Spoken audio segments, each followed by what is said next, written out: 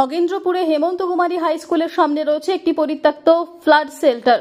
সেখান দিয়ে প্রায়শই যাতায়াত করে ছাত্রছাত্রীরা। তবে সেই ভবনটির অবস্থা খুব একটা ভালো নয়। দেওয়ালে জন্মেছে গাছ, মাঝে মধ্যেই ভেঙে পড়ে ছাদের চাঙড়, ফলে যে কোনো মুহূর্তে বিপদ ঘটতে পারে সেখানে। এই পরিত্যক্ত ভবনটির অবস্থা সকলকে জানিয়েও কোনো কাজ হয়নি বলে আক্ষেপ করেছেন স্কুলের প্রধান শিক্ষক দীপক কুমার দাস।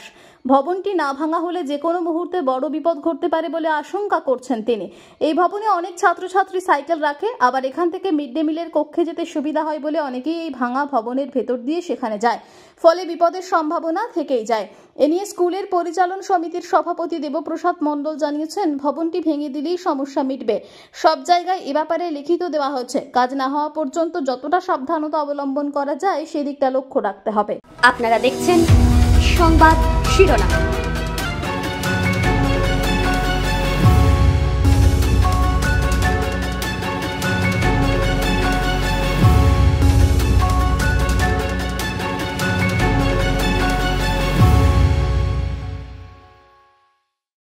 ভাঙা ফ্ল্যাটটার পাশ দিয়ে ছেলেমেয়েরা স্কুলে যাচ্ছে, আমরা তো সবসময় আতঙ্কেই থাকি।